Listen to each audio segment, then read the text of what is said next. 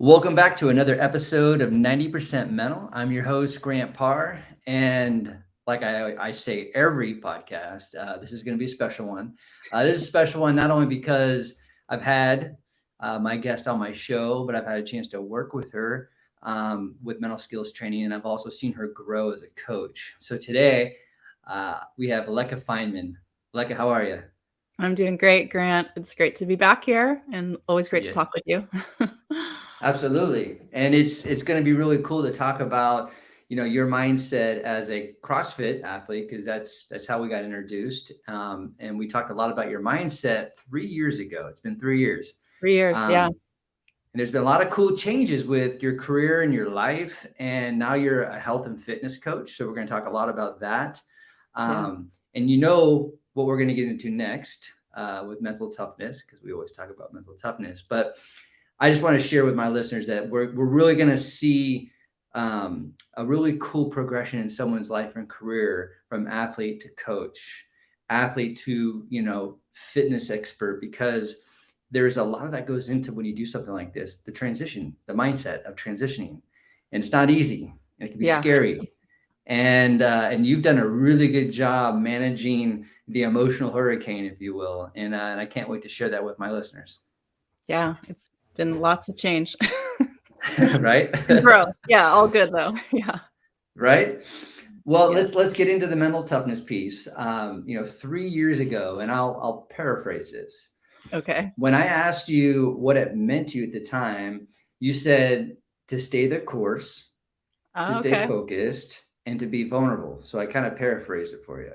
Yeah. So since that time, it's been 3 years. You've done a couple of CrossFit Games. Now you're coaching and helping people in many different areas of health and fitness.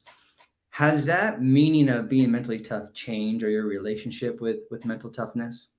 That's so interesting because I couldn't remember what I said. So it's evolved, I would say. When I think of, what does it mean to be mentally tough? What it means to me now is it's still to stay the course. It's really being strong no matter what, and not just like physically strong. Like I feel like there's a difference between mental toughness and physical toughness, but the mental piece is always being able to be calm and know your own strength no matter what's going on around you. And we've all been put to the test in the past couple of years with things totally out of our control, right? And so I know that I've called upon my own mental training and my mindset to be able to find my calm and stay centered and stay strong, not just physically, but mentally strong, no matter what's going on around me. So it's staying the course, staying focused, but also just staying calm no matter what is happening. I think that's, and we're definitely going to get into your coaching and that whole transition. So I don't want to jump the gun, but I will a little bit. When you think about now that you're transitioning to being this coach and you're coaching others, don't get me wrong, it's a beautiful place to be in service and to share your knowledge and your energy. But can you share a specific time, and again, you don't have to use names, but just where you had to be mentally tough as a coach versus being an athlete? So has there been yet a mentally tough moment? So I think the biggest thing for me where I've had to be mentally tough as a coach is stepping into being a coach. So like when I work with people, and I remember when I started working with you, we started by identifying, who am I? What are my goals? What is my purpose? And when I started to, get into this role of being a coach, I had a lot of imposter syndrome and like being kind of afraid and lack of confidence. And I remember, feeling that as an athlete competing, like this kind of, when I got to the games, like imposter syndrome. So it was sort of the same thing with the coach. Like I needed to like find my mental toughness and say, okay, this is my purpose. This is who I am, and kind of claim that and identify it and not be shaken by it. So I don't know that it's like specifically with coaching one particular person, but it's more of just accepting, and owning that part of me, and that's who I am, and this is what I'm doing, and I'm here for a reason. I have this this experience and knowledge, and I need to share it. So I think Right. that's where the mental toughness piece kind of relates there.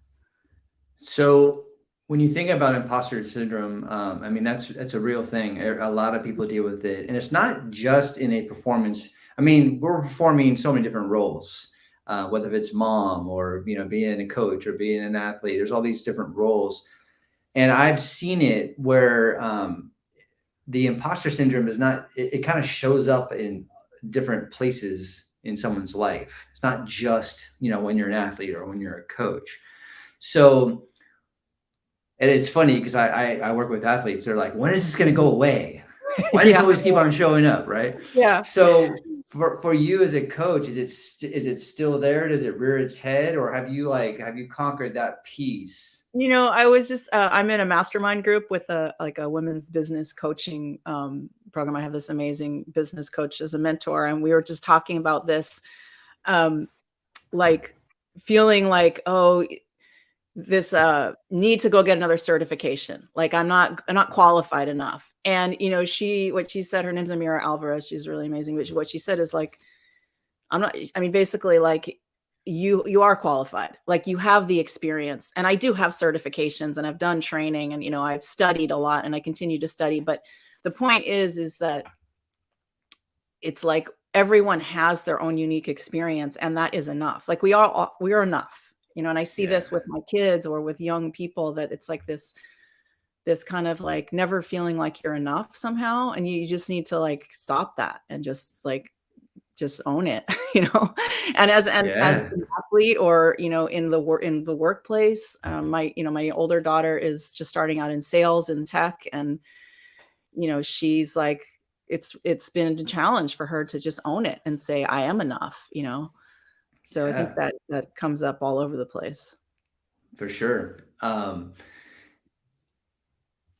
Even though that this is my purpose and you've known me, you know, for years now, it's, you know, there's some times where it pops up as well. You know, it's, I want to say, cause I'm human, you know, but there's a part of me that underlining is just like, when is this going away? Like, right.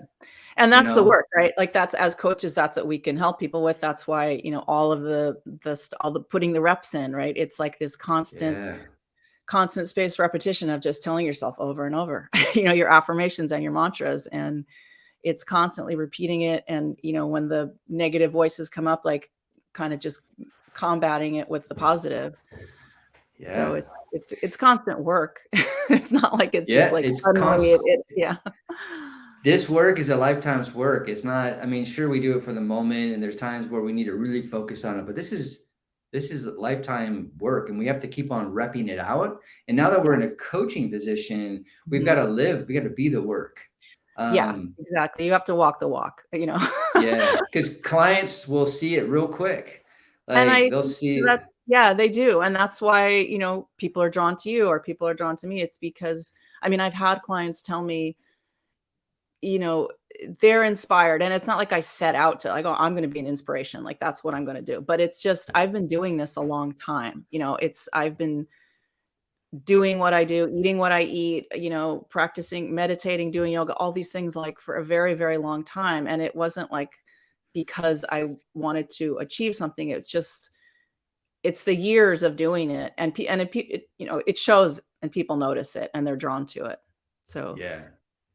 100%. And then that builds rapport and trust and all the fun stuff of being a coach.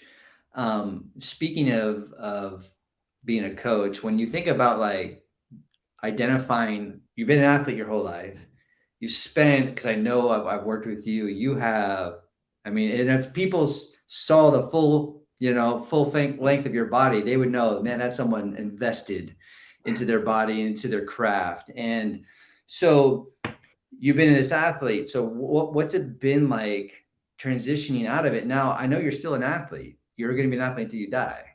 But has it been an easy transition, or do you still do you look back at does anything come up for you as far as the athlete versus coach? Yeah, the identity crisis.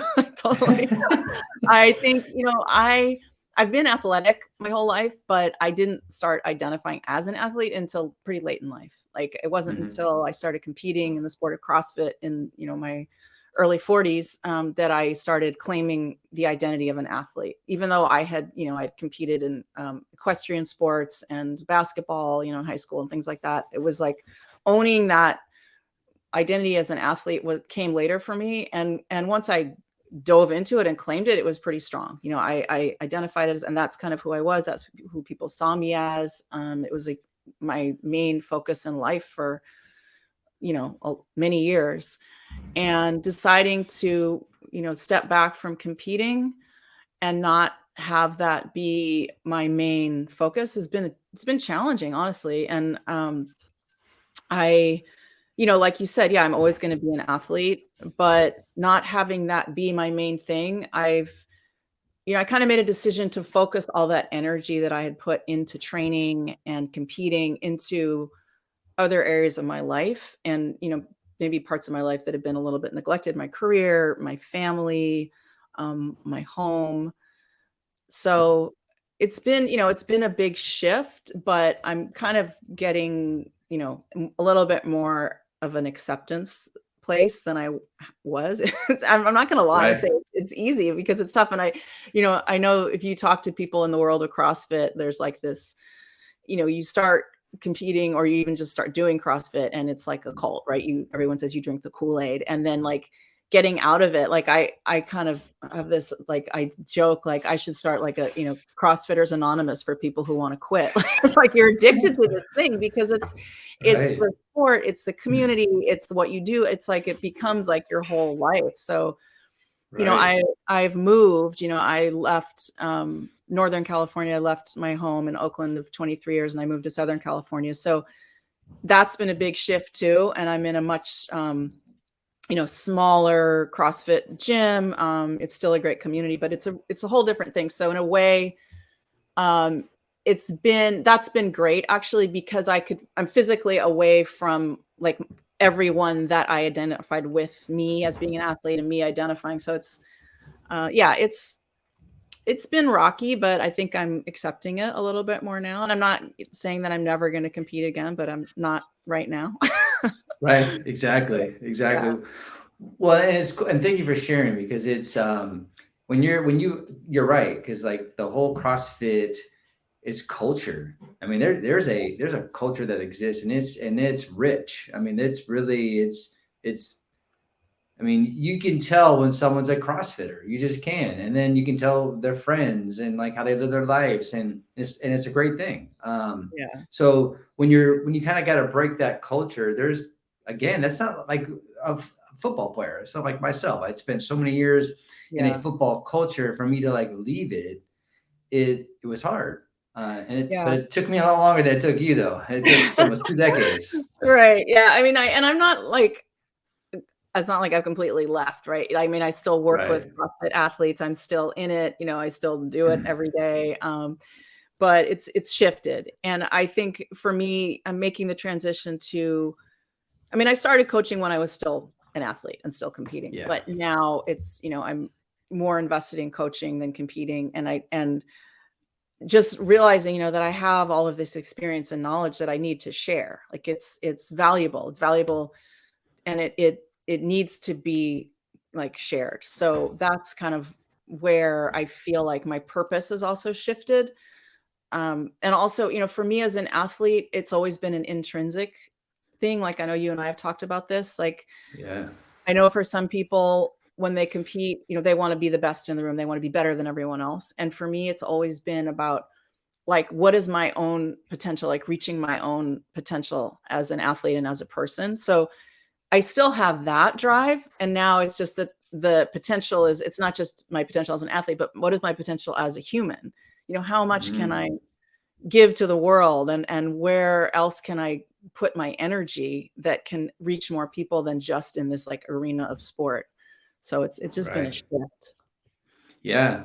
No, and I that resonates with me, because when I got into what, my coaching, it started just to be athletes, and there's so many other people and other domains that I can touch, still saying the same thing, but I can still take care of the performer.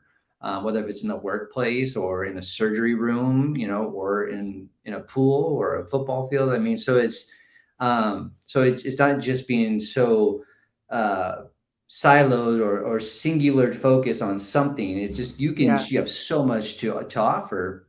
And when you started talking about sharing, so in coaching, we're in service. So you're sharing your knowledge, right? Your guidance, your passion, your energy.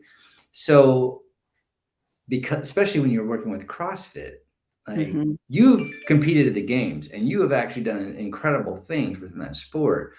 So what's it like when you're the coach now and you're working with these CrossFit athletes, and you just want to like bypass it all and say, here's what you need to do. Like you're like, here's the answer to the test. Water, right? I'm sure that comes up for you, I'm sure, when you're working with people. Yeah, I mean, I guess like probably half of my clients are CrossFit athletes and half of them are not. So it's not everyone, right? But I think the main thing that I've realized is that my work is really helping people find their own strength, connecting to their own strength. So if that's a CrossFit athlete and they're trying to get to the CrossFit Games, then, it's maybe a little different than, a woman who just wants to get her body back. Like she's, hitting the hormonal shift and she just wants to like fit into her jeans and she wants to feel good again. But in both cases, it's about like connecting to their strength. So I can, tell them, okay, you got to eat good, you got to exercise, you got to meditate, you got to do all these things and you're going to feel better. And some of them, do everything I say and they see progress. And some of them, it's like, it's hard, because they have crazy jobs or they just don't do it. Or so, I give as much as I can, but sometimes, somebody has to want it. First of all, they have to show up, they have to be ready, they have to be willing, and it's not easy. It's not like it's little things that add up over a long time that make a big change. I'm sure you know that, but I mean, I can say, oh yeah, I know exactly what you need. I mean, I have, some clients that have major health issues and it's like, well, if you just would eat real food and if you would just move your body, you would feel you could get off your medications, you would feel so much better, but they don't even know where to start. So it's like, we have to start with, let's just drink water and not soda, it's like, what is the first thing? What is the first thing? Or if it's the athlete, well, let's make a morning ritual and an evening ritual. Let's like learn to meditate. Let's like focus on your breath and, teaching someone how to visualize, which is like really hard, Right. For me, it came really easily, maybe because I've been doing it a long time or because I'm a visual person, but it's not for some people. So, yeah, it's not, and that's where the patience come as a coach. Cause there's some things, because I remember when I worked with you for the first time, I remember exactly where I was when we did our first visualization session. And you were like, you went right into it. And it was so cool because I did remember when you were done, you're like, man, I'm tired. Yes, exhausting. Because what you were visualizing was a very exhausting, movement. So it's just having that patience and the fluidity and creating the space. So you have the space for your clients. And when you think about, let me ask you this question. When you are working with a client, no matter if they're, a CrossFit athlete or someone that just wants to, have better health, what is it like for you as a coach when someone is 100% bought in and they're getting results, but it is like, they're just bought in. So how do you explain what you feel in those moments? Oh, it's awesome. I just want to work. These are, I have a few clients right now who are like that. And we get off the phone. I'm like, oh my God, I'm giving them, exercises and homework and they're doing it and they're like having these breakthroughs and it's like and it's not like it's, rainbows and unicorns every day. Like there's still moments where they have challenges and it's like tough, but, they're making progress and they show up and they're invested and they care. And it's like, there's just a synergy. So yeah, it's amazing. Like that's probably why I'm doing this because I can feel like it's like making a difference. So yeah, What does it help that shift where like, so you know, you've been a competitor, you're still competing, but like you were hyper competitive and now you've shifted into now it's kind of, you know, you're looking at life differently. So now it's more about mhm, longevity yeah, and I knowing you and then kind of just seeing your journey, mhm. um, and also the things you've had to deal with life as well along the way. It just seems like you're having a lot of fun. And Yeah, again, if you're not you having know, fun, like, what's the point, right? Really. exactly, really. And the Yeah. cool thing is that you're doing, we're going to get into this in a second. It's not just, you're not just training a CrossFit athlete. You're hitting on all of the holistic, the inside out stuff, you know, with the Mhm. breathing, the meditation, yoga, health, nutrition, like your flexibility, like you're like a one-stop shop. Yeah, I'm a And one-stop shop. Yes, I am. That's what my dad says. It's like yeah, one-stop shop, 360 degrees. Yeah, I mean, because I have a holistic approach, and everything is connected. You know, it's like people a lot of times come to me for nutrition coaching because, you know, they see me and they're like, "What do you eat? What do you do? What's your program? I want what you have. Like, I want those abs."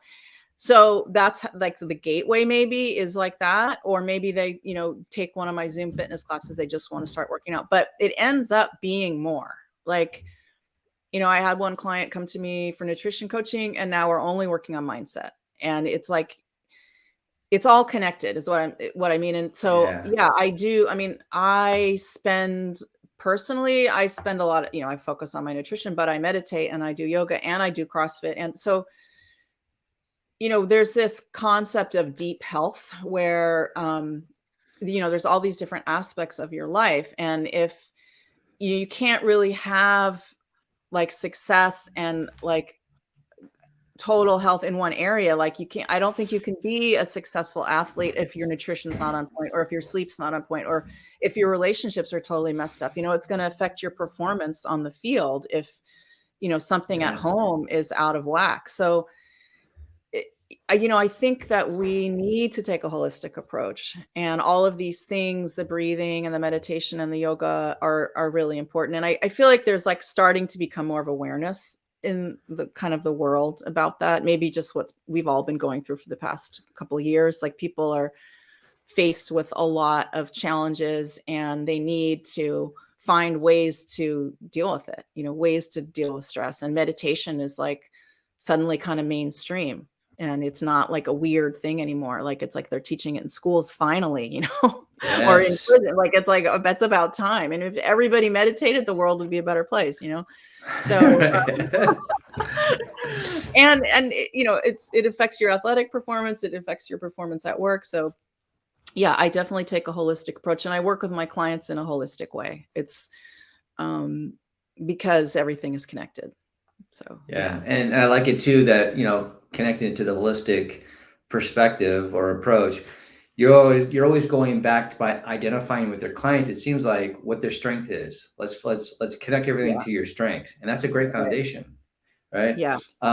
You also forgot about sharing. Yes, you were, you know, a CrossFit athlete and coach and all that, but you forgot that you do swim holding weights because I've seen a Oh lot of yeah. Yeah. videos. So I got into the XPT thing with Gabby Reese and Laird Hamilton, Yeah, who I have admired for, you know, many years. And I had the chance to do one of the XPT experiences this past summer.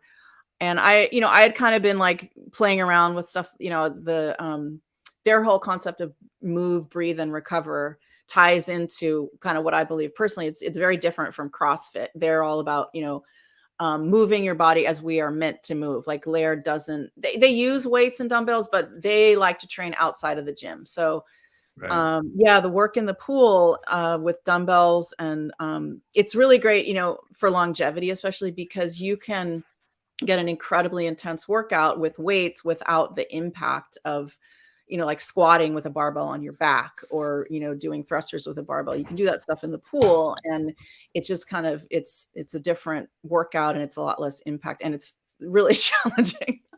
Yes, it So, looks like it. yeah, and I'm currently doing the XPT breathing certification. I think you did that. Yeah. So it's Yeah. the breath work is, it's a lot of it's based on Wim Hof, but and they kind of pull from yogic breathing and probably Laird's own like just process and evolution of his own life and what he's learned and experienced. And so yeah, the breath work with that stuff is super intense. And then taking it into the pool is like, so getting that whole concept of putting yourself into challenging situations physically strengthens you mentally, right? So it's kind of Yeah. another level of mental performance training. Also with the fire and ice, like the going in the sauna and then the ice. I mean, that has physiological benefits too for recovery.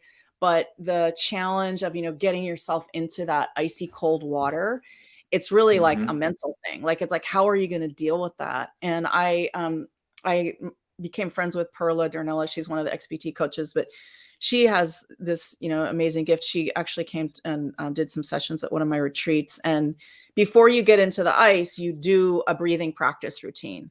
So you do, it's called cadence breathing. So it's like box breathing, like you find your cadence, right? You're inhaling for a certain count, holding for a certain count, exhaling for a certain count. And you practice that. So you have that with you. And then when you get into the ice, you can go to that cadence breathing rhythm and you're not going to freak out, right? Because you immediately go into this. I mean, we're kind of going on a tangent here, but No, I love it. I love it. it's like, how do you deal with stressful situations? And the body has a physiological response to stress, right? We get into that fight or flight and your Hmm. adrenaline's pumping and blood's rushing to your legs because your body doesn't know the difference if you're being attacked by a bear or if you're, suddenly have to give a presentation in the boardroom. It's the same physiological response to that stress response, right? Your Yeah. adrenaline and the blood and all this stuff. So when you can tap into your breathing, you can immediately calm down. You can come into the opposite of the fight or flight, and you can just like bring everything back down to a calm. So using that to get into the ice, like putting yourself into that stressful situation physically in the ice, and then using that breathing pattern to bring you back down to calm can translate, right? Because you can use that, then you can use it if you're, competing in an athletic, event, or if you have to give that presentation to the boardroom, or if you're, in a fight with your spouse or whatever. It's like you have that Yeah. tool. So, it's the same thing with the training in the pool with the dumbbells. It's just another way to not only train yourself to get in shape and get fit, but like training your brain. It's another way to put in the reps. So Yeah. yeah, I love that. It's been super powerful. You know what I love about it? I call it like, warming up the engine. Mhm. And there's so many ways that I kind of go about that, because if you've already warmed up that engine and then you have to like put it in fifth gear, boom, like in fifth gear, meaning jumping in an ice bath. Uh, you've already got your cadence, you get your rhythm, boom, you've prepared yourself. But Yeah. also if you're in team sports and you're sitting on the bench for most of the game, you don't know when you're going to be jumping into the game. If you're connected with the breath, if you're visualizing, if you're game planning and you're in the game but still on the bench, that Yeah. that's that breath will get you to do all those things. But you're starting your engine, you're warming it up because you don't know when it's time to go. Yeah.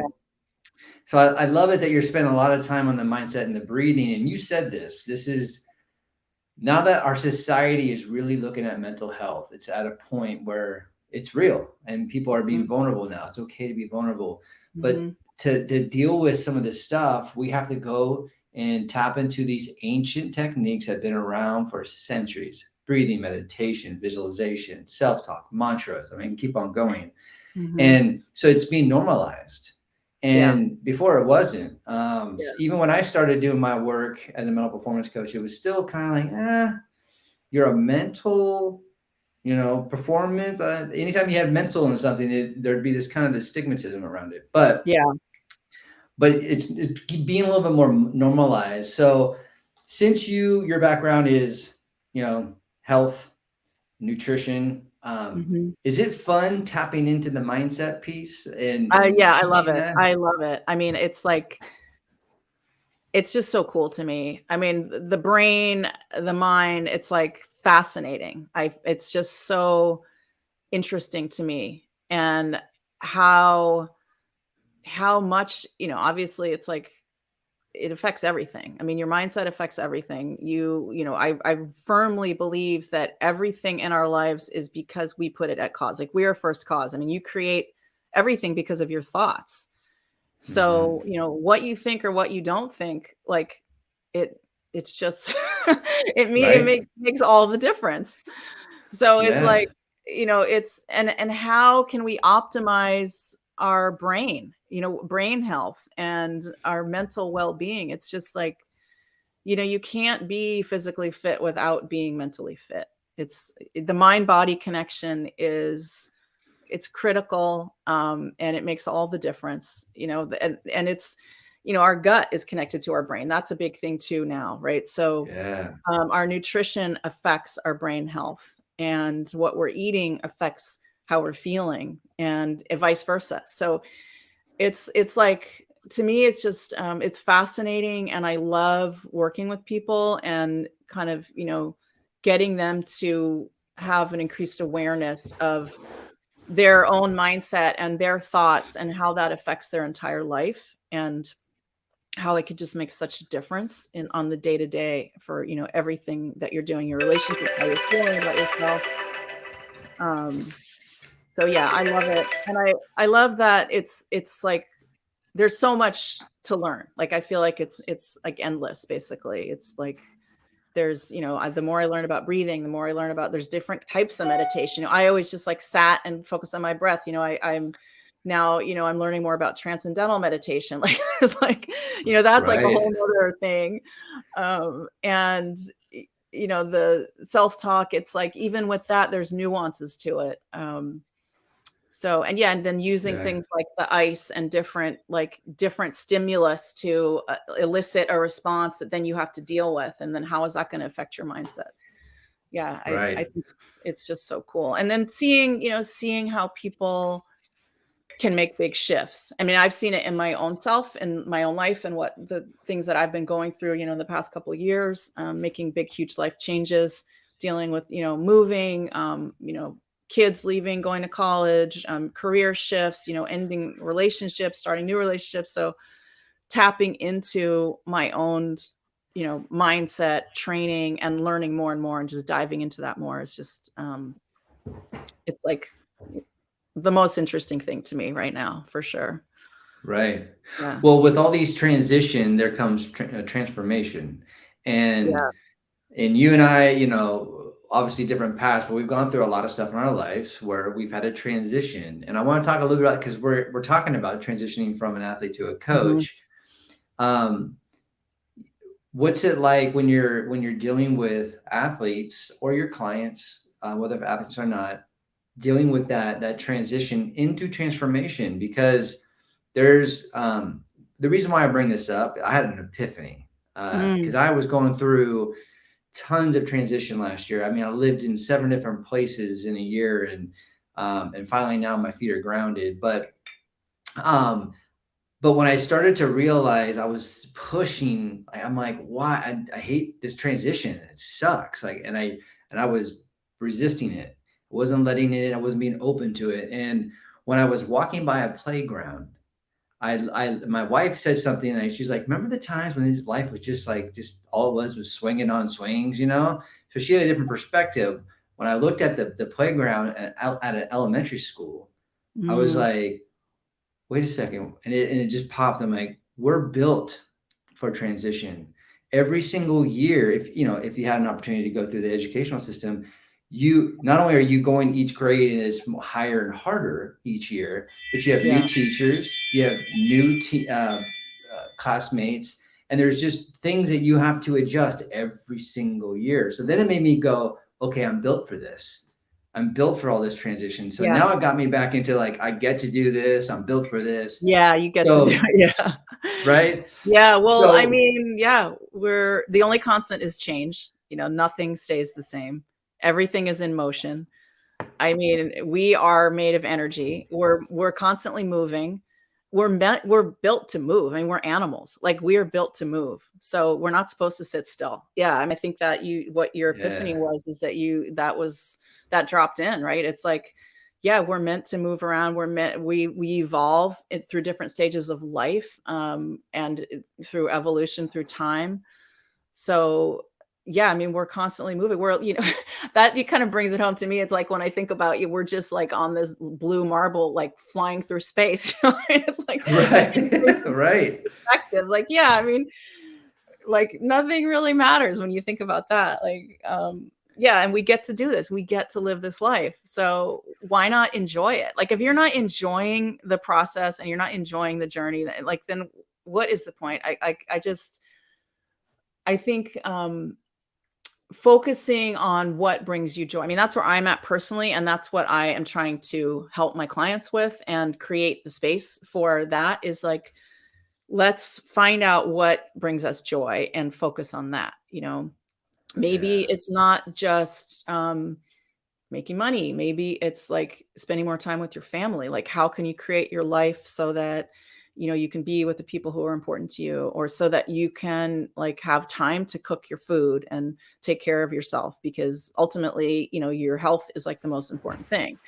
So, I've had Yeah. clients, I had a client who came to my retreat this past October, and she has a really, really stressful job, and she just doesn't take time for herself. So to be able to like get away and to have some time for herself, just to have a chance to breathe and, like, have some space. Like, it's just, I think people just are maybe just realizing that, like, it's okay. Or maybe that's where I'm at, and that's what I'm seeing, and that's what I'm trying to help people, is like, it's okay to slow down. Like, sometimes we're moving so fast, Yeah. and we lose track or lose sight of, what is really important and what matters the most. So I think that's part of also like shifting from identifying as an athlete and trying to compete and trying to be the best. Like, well, I'm focused more on longevity now. I want to be healthy and strong for the rest of my life. I want to be able to be here for my grandkids and, carry them around, and be able to carry my groceries when I'm 100 or 90, or, like, I want to be able to get up and down out of the chair. Like, so Yeah. that's like, it's a shift. And maybe that just comes with where I'm at in my life and the age I'm at. But you know, I'm not in pain all the time. When I was training as an athlete, like, I was dealing, and I see this now in some of my clients who are like, they're putting in those 2-a-day workouts, and they're grinding away, and they're like in so much pain. I'm like, well, that goes with the territory. Like, if you're going to choose to be this competitive athlete, you're going to have pain, but it doesn't have to be that way. You could also just, live your life and be healthy and strong and work out and have fun. Right. So yeah, Exactly. it's Be perspective, I think. And we are meant to move, and we are, yeah, everything changes, nothing stays the same. So as much as you can embrace that, I think it's going to be more fun for sure. 100%. And I think, to add to that is all the stuff that we can find joy in our purpose. And I know people are like, oh, but finding your purpose. Well, listen, like, for me, I've Michael Singer, I've learned from him, like, the purpose of as a human, and again, his perspective, but it resonates, is to experience. Mhm. And so, like, when you say move, like, I can't experience the world being in this room. I gotta move. I gotta Right. experience. And which is really interesting is just being present. And I know we Mhm. use that word a lot, being conscious and present. But if you're not, where are you? Are you in Yeah, the future? Are you in the past? And have you right. seen the movie Don't Look Up? Yeah, yes, yes. Okay. That's great. So which I might spoil it for people that haven't, but I think when you're talking about like being like finding your joy and being present and really like taking the opportunity for this time. Right. And Yeah. I want people to take this time. If they want to work on something, I want them to go to you to find their joy, find their strengths, create their foundation so they can Mhm. really take this time, this beautiful moment that we have on this earth to rock it. Because at the end of that movie, when the world is Yeah, about to end and he right. says, we had it all, didn't we? And I Yeah. think we get, and I'm speaking for myself, we get so caught up in our shit. Like there's Yeah. all the loops and the baggage that we forget all this stuff around us that is so great. And Yeah. so it's like getting Yeah, people like, totally. you know what I mean? Yeah, I mean, when I was competing, I remember something that I learned from you, that the win, right? What's important now, and I wrote that on a Yeah. piece of tape, and I had it on my my games gear bag, and I still probably have it somewhere. But yeah, what's important now? Playing present, right? Staying focused and controlling what you can control, not worrying about the rest of the stuff. I mean, I think that's like the fundamental, like probably Yeah. my fundamental tenets as a coach is trying to stay present and getting connected to your purpose, and then practicing, learning all the tools so that you can keep that calm no matter what's going on. And yeah, the connecting with the purpose. And I mean, I talk about that with my kids. If they're 19 and 23, and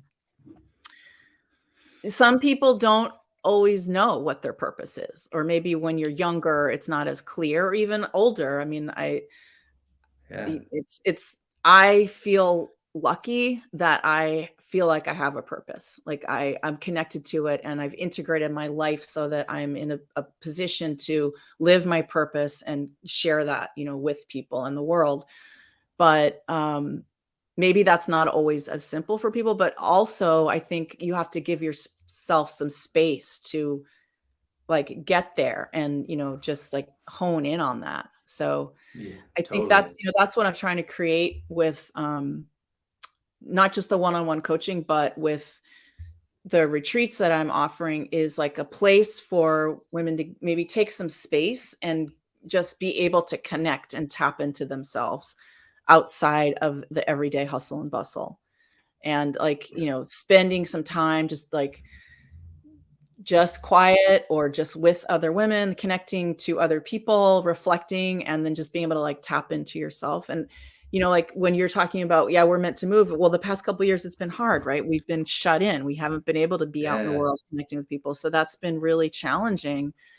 And I know that it's increased depression and all these things. So finding ways to still connect with people, even as much as we're all tired of Zoom, it's like at least I can see you, we can have a Right. conversation. And then now as things are opening up, like making a point of reaching out to people and getting out and staying connected is super important. 100%. Yeah. I echo that. Why don't you share? And before you share, I'm gonna let everybody know as she's talking about her company and all the services she provide. At the bottom, you can see the ticker tape of her website. So definitely go there. And in a second, I'm gonna put another ticker tape there, a link so you can actually learn more about her retreats that she's gonna be talking about. So give me your spiel about all The the retreat. greatness that you do Yeah. as a coach. There you go. Yeah. So, I mean, I work with people one-on-one, nutrition and health and wellness, mindset coaching. And I started the Living Well with Leka retreats that are the realization of a vision that I've had for years of, I mean, originally just honestly it started with, I just want to like get a bunch of like friends, women together, and like, let's just hang out for a few days and work out and eat good food and like just connect and recharge and inspire each other.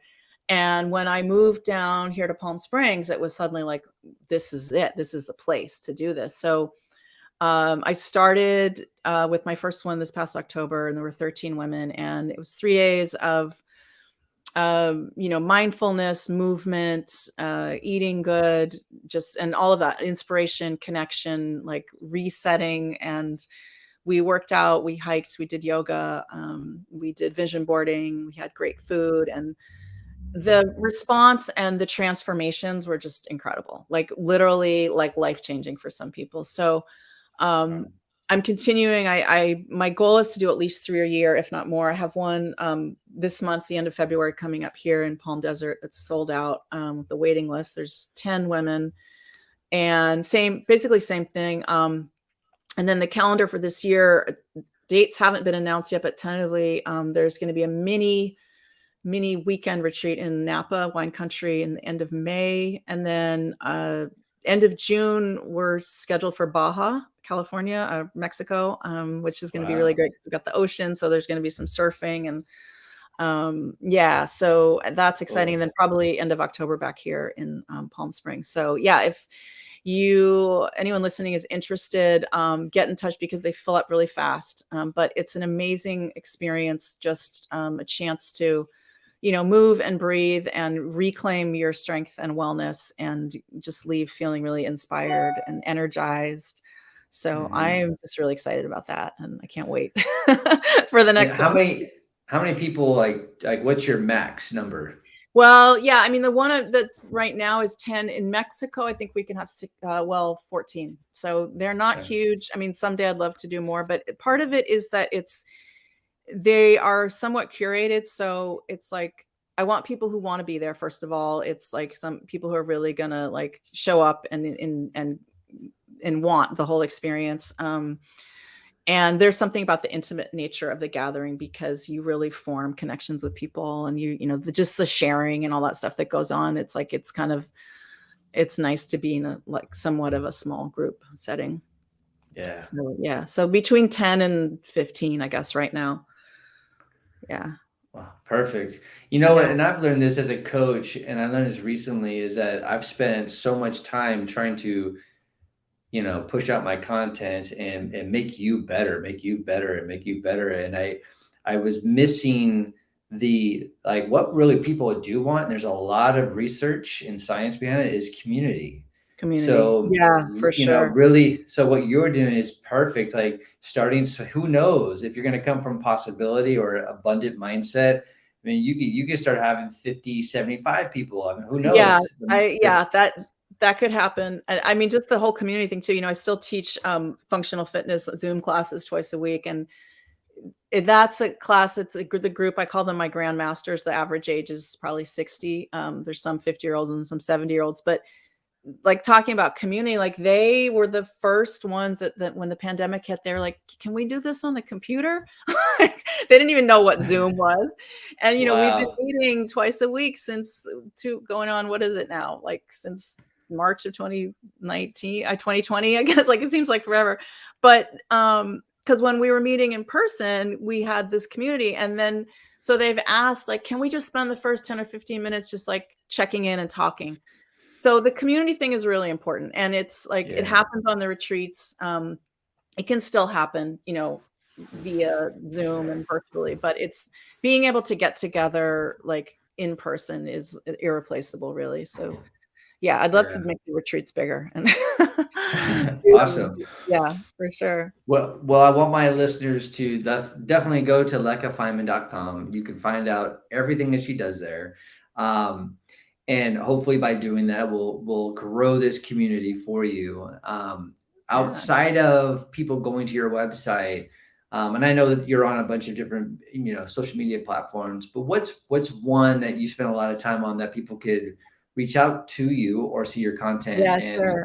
what is your handle? Instagram is probably the main one.